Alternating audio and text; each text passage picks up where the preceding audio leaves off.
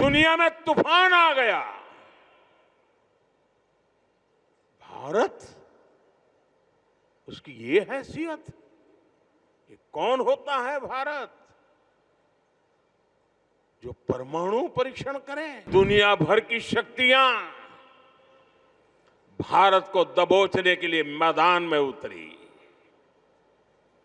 अनेक प्रकार के बंधन लग गए। दुनिया भर की बड़ी बड़ी शक्तियां इतना बड़ा आक्रमण कर दें तो आगे के रास्ते दिखते नहीं है, लेकिन हम कोई और मिट्टी के बने हुए हैं। दुनिया की कोई ताकत भारत को झुका नहीं सकती, दबाव में नहीं ला सकती। जय सोमनाथ, जय सोमनाथ, हर हर महादेव।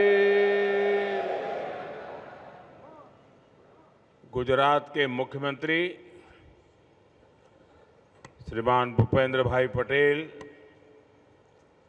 उप मुख्यमंत्री भाई हर्ष संघवी जी, गुजरात सरकार के मंत्रीगण, सांसद एवं विधायकगण,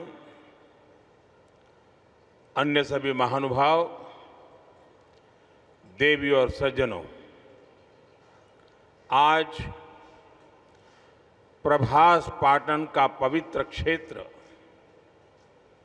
एक अद्भुत प्रभा से भरा हुआ है। महादेव का ये साक्षात्कार, ये सौंदर्य, धरती और आसमान से हुई पुष्प वर्षा, भगवा ध्वजों की आभा, कला, संगीत और नृत्य की अद्भुत प्रस्तुतियां, वेद मंत्रों का उच्चार, गर्भगृह में हो रहा शिव पंचाक्षरी का अखंड पाठ और इस सब के साथ साथ सागर की लहरों का जयघोष, ऐसा लग रहा है जैसे ये सृष्टि एक साथ बोल रही है, जय सोमनाथ, जय जय सोमनाथ। साथियों, समय खुद जिनकी इच्छा से प्रकट होता है, जो स्वयं कालातीत है, जो स्वयं काल स्वरूप है, आज उन देवादिदेव महादेव की विग्रह प्रतिष्ठा के हम 75 वर्ष मना रहे हैं। ये सृष्टि जिनसे सृजित होती है, जिनमें लय हो जाती है, यतो जायते पाल्यते येन विश्वम तमीशं भजे लीयते यत्र विश्वम। आज हम उनके धाम के पुनर्निर्माण का उत्सव मना रहे हैं। जो हलाहल को पीकर नीलकंठ हो गए, आज उन्हीं की शरण में यहां सोमनाथ अमृत महोत्सव हो रहा है। ये सब भगवान सदाशिव की ही लीला है। साथियों, दादा सोमनाथ के अनन्य भक्त के रूप में मैं कितनी बार यहां आया हूं, कितनी ही बार उनके सामने नतमस्तक हुआ हूं, लेकिन आज जब मैं यहां आ रहा था तो समय की ये यात्रा एक सुखद अनुभूति दे रही थी। अभी कुछ ही महीने पहले मैं यहां आया था, तब हम सोमनाथ स्वाभिमान पर्व मना रहे थे। प्रथम विध्वंस के 1000 वर्ष बाद भी सोमनाथ के अविनाशी होने का गर्व और आज इस आधुनिक स्वरूप की प्राण प्रतिष्ठा के 75 वर्ष हम केवल 2 आयोजनों का हिस्सा भर नहीं, सिर्फ हिस्सा भर नहीं बने हैं, हमें 1000 वर्षों की अमृत यात्रा को अनुभव करने का शिव जी ने मौका दिया है। साथियों, 75 साल पहले आज के ही दिन सोमनाथ मंदिर की पुनर्स्थापना ये कोई साधारण अवसर नहीं था। अगर 1947 में भारत आजाद हुआ था तो 1951 में सोमनाथ की प्राण प्रतिष्ठा ने भारत की स्वतंत्र चेतना का उद्घोष किया था। आजादी के समय सरदार साहब ने 500 से ज्यादा रियासतों को जोड़कर एक भारत का आधुनिक स्वरूप गढ़ा था। तो साथ ही सोमनाथ के पुनर्निर्माण से उन्होंने दुनिया को बताया था, भारत केवल आजाद नहीं हुआ है, भारत अपने प्राचीन गौरव को पुनः हासिल करने के मार्ग पर भी अब आगे बढ़ चुका है। साथियों, इसलिए आज इस अवसर पर मैं केवल 75 वर्षों की झांकी नहीं देख रहा हूं, मैं यहां देख रहा हूं विनाश में सृजन के संकल्प को,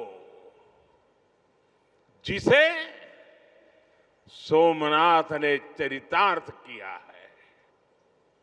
मैं यहां देख रहा हूं असत्य पर सत्य की विजय को, जिसे प्रभास पाटन ने बार बार जिया है। मैं यहां देख रहा हूं हजारों वर्षों की आध्यात्मिक चेतना को, जिसने मानव मात्र के कल्याण की सीख समूचे विश्व को दी है। मैं यहां देख रहा हूं भारत के उस अविनाशी स्वरूप को, जिसे सदियों के कुत्सित प्रयास भी न मिटा सके, न हरा सके। और मैं यहां देख रहा हूं सोमनाथ का अमृत महोत्सव, ये केवल अतीत का उत्सव नहीं है, ये अगले 1000 वर्षों के लिए भारत की प्रेरणा का महोत्सव भी है। मैं सभी देशवासियों को दादा सोमनाथ के कोटि कोटि भक्तों को इस महोत्सव की बहुत बहुत बधाई देता हूं। साथियों, आज का दिन एक और वजह से भी विशेष है। 11 मई 1998 1998 यानी आज के ही दिन देश ने पोखरण में परमाणु परीक्षण किया था।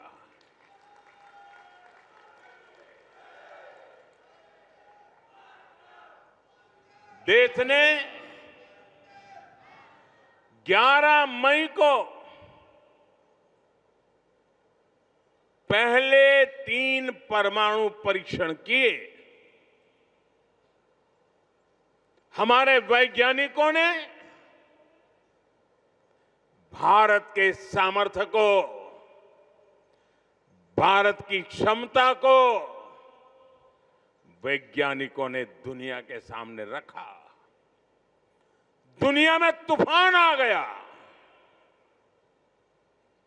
भारत, उसकी ये हैसियत, ये कौन होता है भारत जो परमाणु परीक्षण करे? और दुनिया की आंखें लाल हो गई। दुनिया भर की शक्तियां भारत को दबोचने के लिए मैदान में उतरी। अनेक प्रकार के बंधन लग गए। आर्थिक संकट की संभावनाओं के रास्ते सारे के सारे बंद कर दिए गए। कोई भी हिल जाता। जब दुनिया भर की बड़ी बड़ी शक्तियां इतना बड़ा आक्रमण कर दें तो आगे के रास्ते दिखते नहीं है। लेकिन हम कोई और मिट्टी के बने हुए हैं। 11 मई के बाद दुनिया हम पर टूट पड़ी थी। 11 मई को वैज्ञानिकों ने अपना काम कर लिया था, लेकिन 13 मई को फिर 2 और परमाणु परीक्षण हुए। उससे दुनिया को पता चला था कि भारत की राजनीतिक इच्छा शक्ति कितनी अटल है। उस समय पूरी दुनिया का दबाव भारत पर था,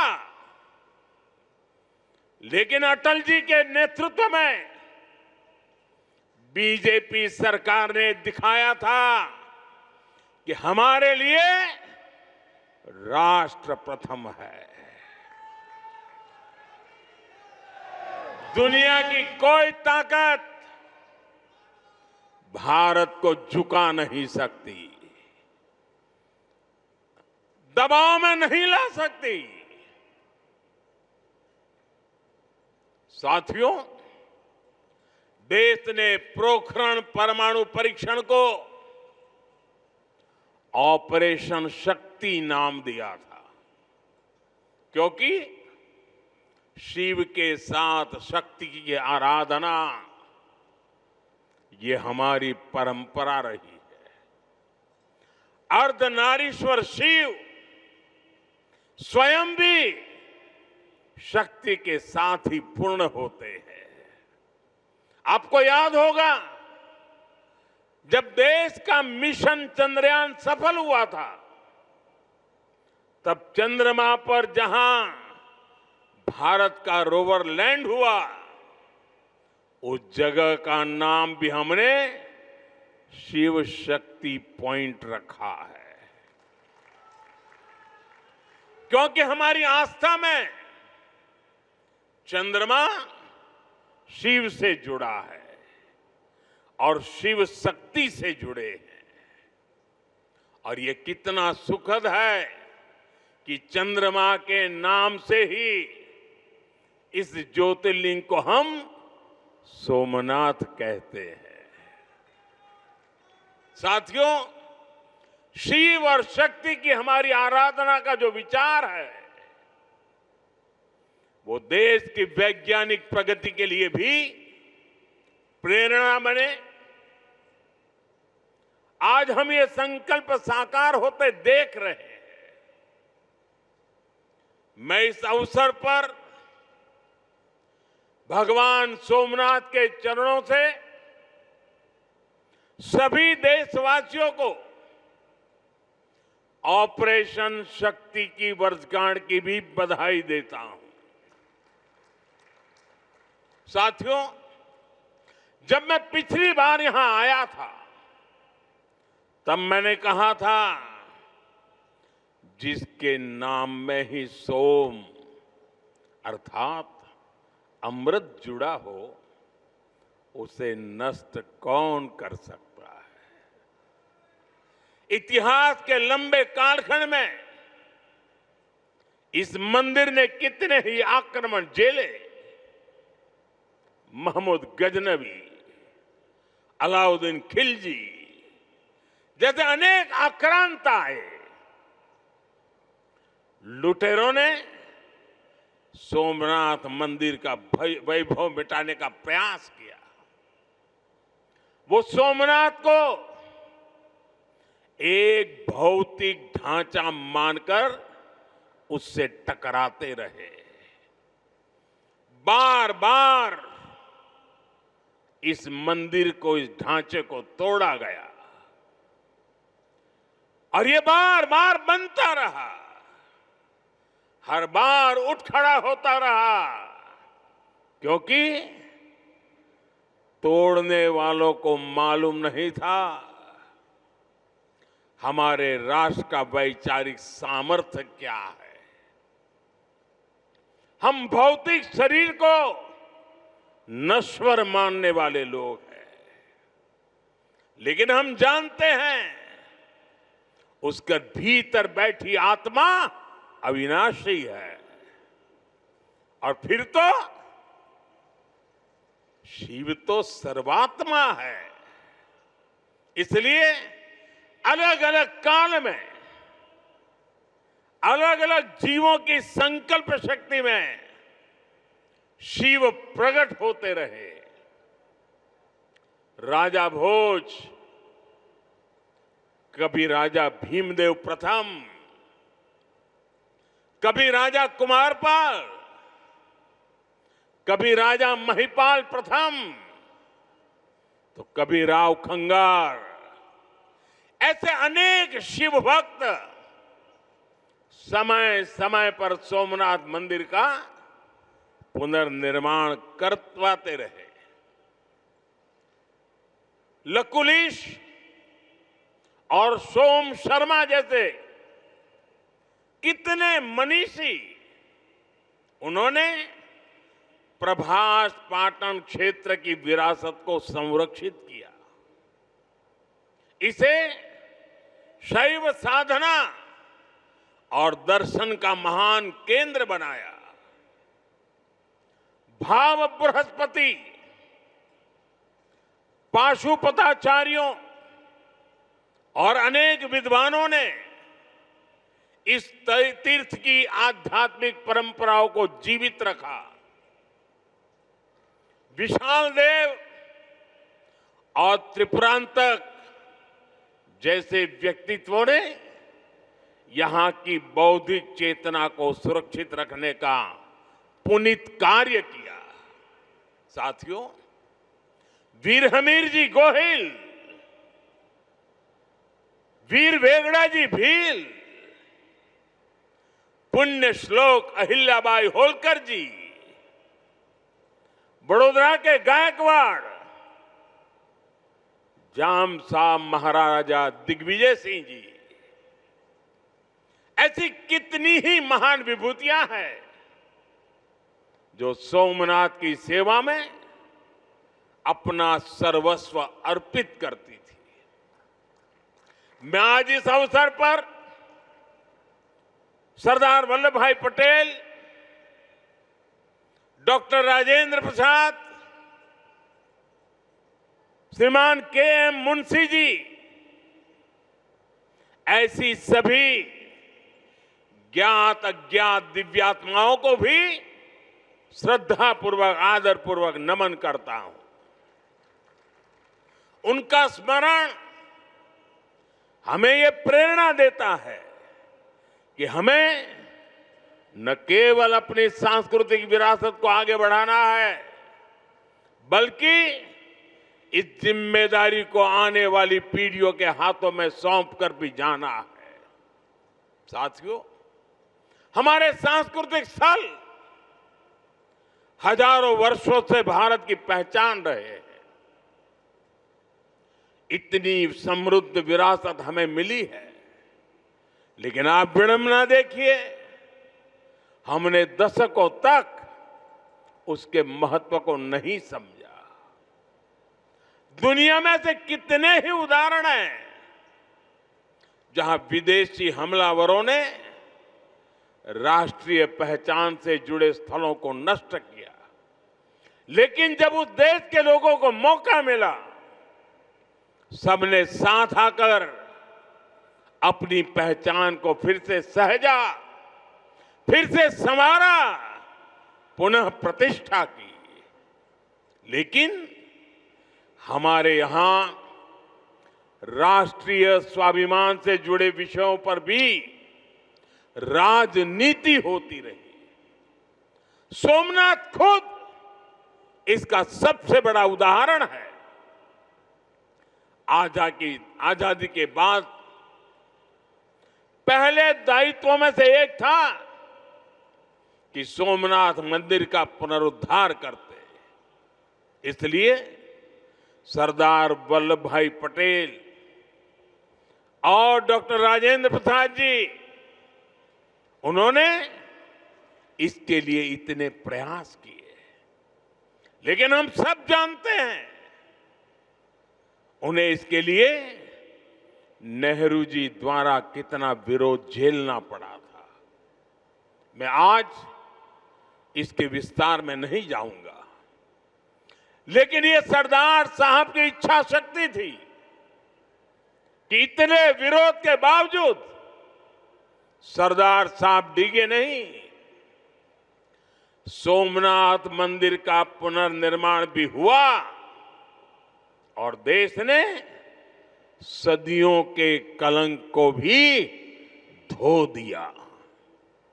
साथियों, दुर्भाग्य से देश में ऐसी शक्तियां आज भी प्रभावी हैं जिन्हें राष्ट्रीय स्वाभिमान से ज्यादा तुष्टीकरण जरूरी लगता है। राम मंदिर निर्माण जैसे अवसरों पर भी हमने देखा है किस तरह राम मंदिर निर्माण का भी विरोध किया गया। हमें ऐसी मानसिकता से सावधान रहना है। इस तरह की संकुचित राजनीति को हमें पीछे छोड़ना होगा। हमें विकास और विरासत को साथ लेकर के आगे बढ़ना होगा। साथियों, बीते वर्षों में मुझे सोमनाथ ट्रस्ट के अध्यक्ष के रूप में सोमनाथ दादा की सेवा का जो अवसर मिला, इस मंदिर और क्षेत्र के विकास के लिए जो ऐतिहासिक काम हुए, उस परिवर्तन को आज हम सब प्रत्यक्ष देख रहे हैं। लेकिन साथ ही इस सेवा का मुझे व्यक्तिगत लाभ भी हुआ है। आज मुझे देश के सभी पवित्र तीर्थों के विकास का जो मौका मिल रहा है, ये भगवान सोमनाथ का ही कृपा प्रसाद है। साथियों, आज काशी में सदियों बाद बाबा विश्वनाथ धाम का इतना भव्य विस्तार हुआ है। आज उज्जैन में महाकाल महालोक के विशाल दर्शन भी हो रहे हैं। केदारनाथ धाम का पुनर्निर्माण भी हुआ है। जैसा मैंने पहले कहा, अयोध्या में 500 साल की प्रतीक्षा भी पूरी हुई है। आज वहां भव्य मंदिर में रामलला विराजमान है। साथियों, ऐसे कितने ही पवित्र तीर्थ, पवित्र मठ, मंदिर और क्षेत्र, उनकी जो महिमा हमने पुराणों में सुनी है, आज वहां हमें उस समृद्ध परंपरा के दर्शन होने लगे हैं। और ये इतना कुछ 10-12 साल के भीतर भीतर हुआ है। साथियों, हमारे सांस्कृतिक केंद्रों की उपेक्षा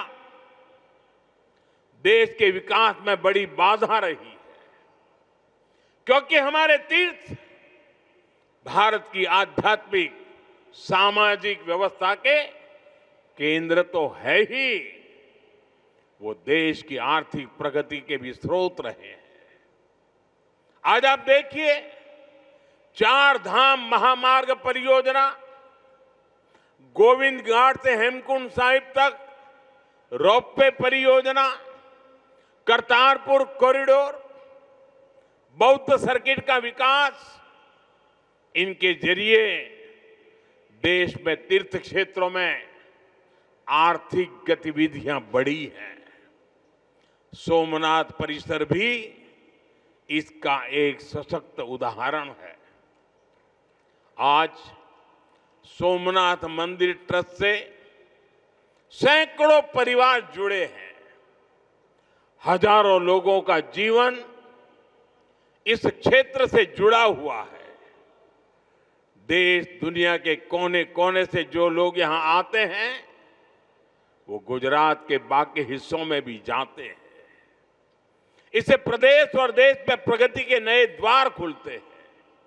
साथियों, हमारी आस्था हमें जीवन जीने का तरीका भी सिखाती है, क्योंकि हम मानते हैं सर्वम खलिद्वम ब्रह्म, अर्थात सृष्टि का हर एक घटक, इस संपूर्ण प्रकृति भी ईश्वर का ही स्वरूप है। इसलिए हमारी आस्था नदियों में भी है, वृक्षों में भी है। हम जंगलों को भी श्रद्धा की दृष्टि से देखते हैं। हम पर्वतों में भी पवित्रता का भाव रखते हैं। और आज जब दुनिया प्राकृतिक जीवन शैली की ओर लौट रही है, हमें हमारी शक्ति को भी पहचानना होगा। हम हमारे तीर्थों और मंदिरों के विकास के साथ साथ उनकी गरिमा के लिए जागरूक होना होगा। हमें ऐसा जीवन अपनाएं जिससे प्राकृतिक और पर्यावरण की रक्षा हो। साथ ही हम हमारे पुण्य स्थलों को पूरी दुनिया के लिए एक उदाहरण के रूप में विकसित करें। हमें इन संकल्पों को अपनी आस्था से जोड़कर जीना होगा।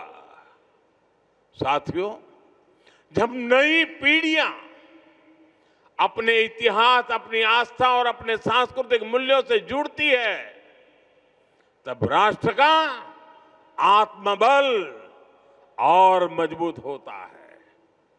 आज भारत जिस आत्मविश्वास के साथ आगे बढ़ रहा है, उसमें हमारी सांस्कृतिक निरंतरता की भी बहुत बड़ी भूमिका है।